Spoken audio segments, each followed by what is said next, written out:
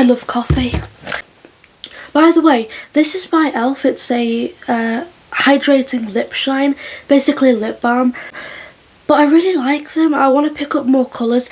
I didn't realise that this was peach scented. I hate peach scented makeup. It's a bit strong. Can I just say, I woke up this morning, looked in the mirror, and I almost nearly threw up because I look like legit I just stepped out of someone else's grave. I'm just going to show you this really quickly. I got a new teddy for my room. And yes, I'm nearly 24 years old and I own a Ludo teddy from Labyrinth, which is my favourite film, and I cuddle it when I'm stressed, but like, leave me alone, okay? Shut up, let me live.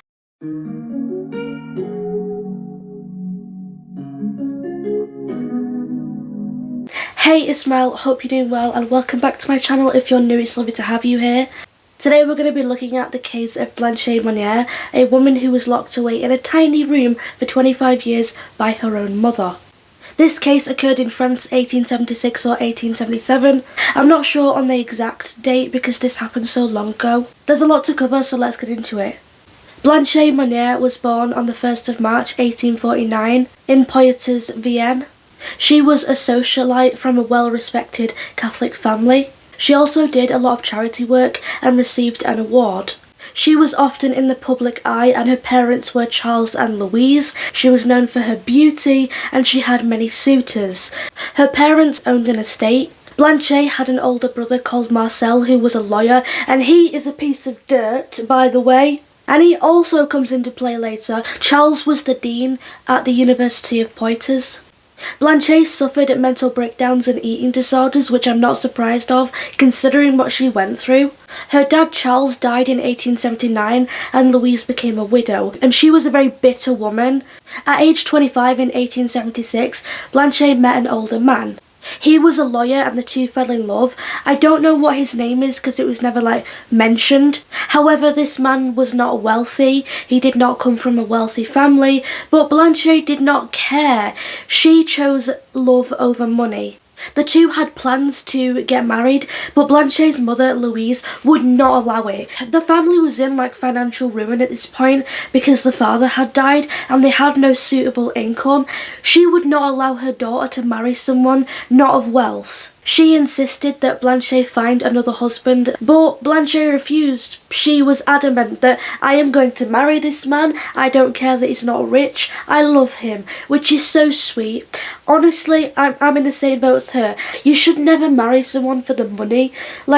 Usually it's their personality that draws you in, okay? We ain't no gold diggers over here. She was going to do what she wanted, no matter what her mother said. Louise relied heavily upon her daughter to marry a wealthy husband to keep the family's name and the reputation and their place in high society. That's a lot of pressure to put on your daughter. She's 25 years old, relax. Maybe you can go out and get a job, but that didn't even cross Louise's mind. She just wanted her family to remain financially stable. What's more important, money or your daughter's happiness? Get your priorities in check there, woman. One day, Blanche disappeared. Just like that, just gone out of the public eye. The family told everyone that she had died and even went through a public grieving process. The family mourned Blanche's loss and then continued on with their lives. But little did everyone know that the Monnier family were hiding a dark, little dirty secret. Because Blanche refused to marry someone of wealth, Madame Louise, in retaliation, had put Blanche in a padlocked tiny room in the attic. She decided to keep Blanche locked in that room until she changed her mind on finding a new husband of wealth. But Blanche refused, and she kept on refusing. The years went on. The tiny room that Blanche was kept in, all of the windows were boarded up and had newspapers and blankets over them, so no sunlight got into the room. There was just feces, there was bugs, probably rats, there was lice to keep her company. The living conditions that Blanche went through was disgusting. Even after Blanche's beloved partner died in 1885, she was still kept locked away in the room. Neither the family or the house servants helped Blanche, they just simply ignored her. On occasion, the servants would just throw her like scraps of food from her mother's plate, like not even full meals. She was so malnourished, like you could see her bones.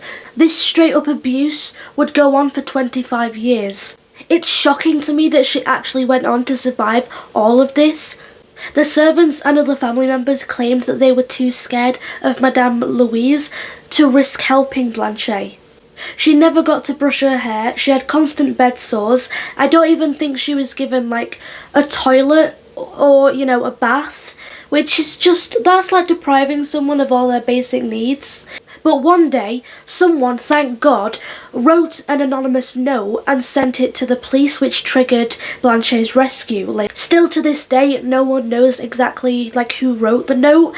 Some say that it was a servant. I'm going to also assume it's a servant. Over time, due to being isolated, Blanche lost her speech, her social skills, and she was also naked. She was not given any type of clothing. The room was very cold, very dark, and she covered herself in a thin, dirty blanket, and she was chained to the bed like an animal.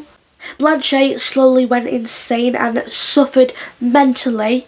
She no longer had the strength to move and was left in her own filth. She was only 5 feet above her mum and brother, who worked together, by the way, to make Blanche's life a living hell. Bugs were constantly crawling all over her bed. After the anonymous note was sent to the police, they visited the Monnier house to investigate claims of a woman being trapped. In May 1901, the police went to the house and noticed a really odd smell coming from a locked door. Louise refused to open the door. They broke down the door but couldn't see a thing. It was pitch black. The police were only in the room for a few minutes. The police opened one of the windows and the sunlight lit up a bit of the room, just enough for the police to see Blanche Monnier, who had been locked in the room for 25 years. Blanche, now aged 50, was found lying on a bed of old straw, and she was extremely malnourished. She was immediately taken to the hospital and her mum and brother were arrested. This was the first time that Blanche had seen sunlight in over 2 decades. She weighed only 55 pounds. She spoke of how lovely it was to breathe fresh air again. Her speech over time got a little bit better, but she suffered psychologically. During captivity, the neighbours heard Blanche's screams and cries, but her mum and brother told neighbours that Blanche had simply gone insane due to mental health. And therefore no one questioned it. It was rough times back then for people suffering with mental health. News of what happened to Blanche soon hit the newspapers, and an angry mob formed outside of the Monnier family house, damning Marcel and his mother. The house was located at 21 Rue de l'Art. On the 16th of August, a neighbour heard Blanche scream, quote, "What have I done to be locked up? I don't deserve this horrible torture. God must not exist then, to let his creatures suffer in this way and no one come to my rescue." After being rescued, Blanche was diagnosed with anorexia, schizophrenia, coprophilia, and exhibitionism. Her life had been just stripped from her, and for what? Money? This all seemed so unnecessary, and it was legit torture.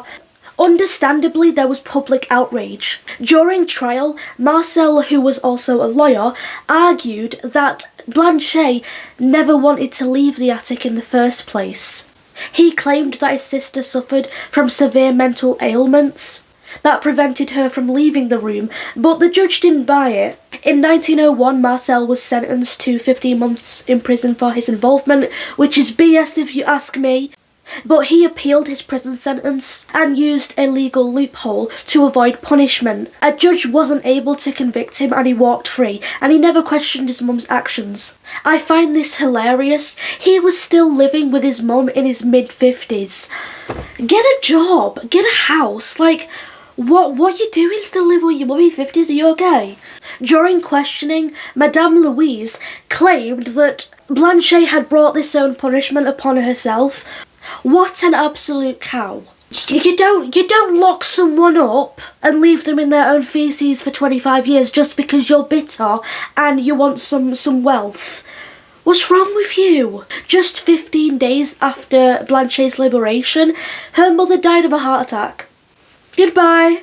Good riddance. Pure evil. There's a VIP section in hell for you next to Jeffrey Dahmer and Ted Bundy. As for Marcel, he died in 1913.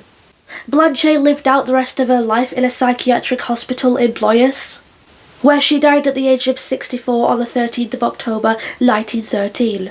In a way, she was finally at peace, like free from suffering. That's all for today. That was the sad and horrific case of Blanche Monnier, a woman who was locked in a tiny room for 25 years simply because she refused to marry someone she did not love. Leave a comment below what you think about this case, and as always, thanks for watching. Take care. Bye.